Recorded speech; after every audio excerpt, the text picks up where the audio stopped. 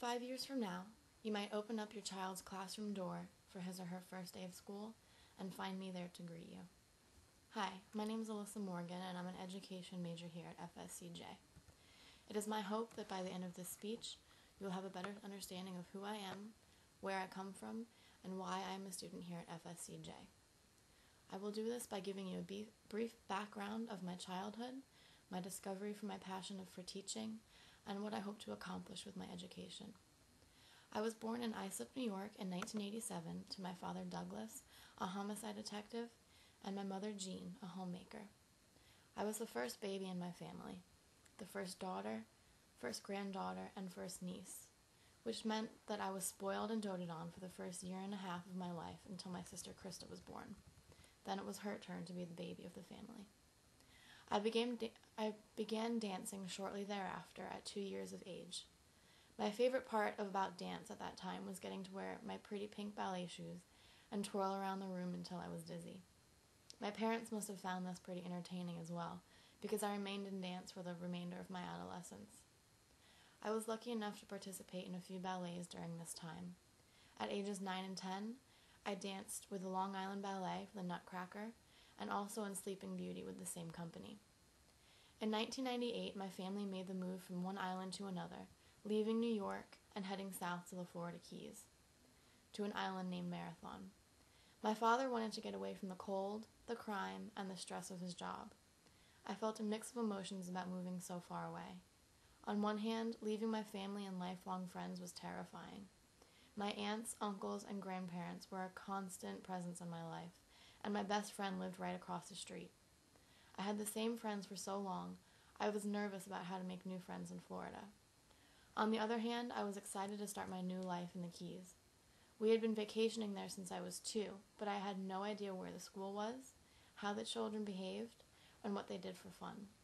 I had these crazy ideas of schools hidden in tropical jungles and classes on snorkeling and freediving. Of course, the classes in the Keys were no different than they were in New York, except I could now wear shorts in February. Making friends was more difficult than I had imagined. The students had grown up together since preschool and remained close until high school graduation.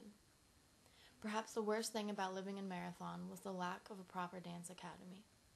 For the first 2 years I was living in Marathon, I danced at the Florida Keys Dance Center. The center was fairly large in relation to the island. Keep in mind that my class at the elementary school had less than 100 students total, so the dance academy with over 100 children was considered pretty large. We had a yearly recital in May, and we also put on plays with the community theater. One year, we did Guys and Dolls, and I remember singing Bushel and a Peck with my group of friends, dressed in denim shorts and a red plaid t-shirt. I participated in almost every class at the center. My teachers saw enough potential in me that they placed me in a class of older girls. I had the opportunity to dance with girls 5 years older than me, with up to 5 years more experience than I had. While I struggled at first, the experience that I gained did more good for me than I realized at the time. Unfortunately, the center closed in 2000. One of the teachers from the center tried to open up a few new studios around the town, none of which remained successful for very long. We had classes in a local gym and at the Elks Lodge for a while, but rent was too high for a proper studio with just a few students. By the time I was 14, I stopped dancing with a studio. I still danced on my own, practicing in my bedroom and in my backyard, but without an instructor to reinforce my behavior, I stopped dancing altogether. After high school, I went straight to college. I struggled for a while, not being able to choose a major, and ended up leaving school to travel. I made my way out to California, where I lived for 9 months, 3 months in San Diego and 6 months in Los Angeles. By moving around and living in California, I learned more about myself than I would have in 4 years of going to a university. I learned that I am resilient, resourceful, and fully capable of taking care of myself. I moved back to the East Coast in November of 2008 when I was homesick. After just 2 weeks of being home, I found myself the greatest job I've ever had.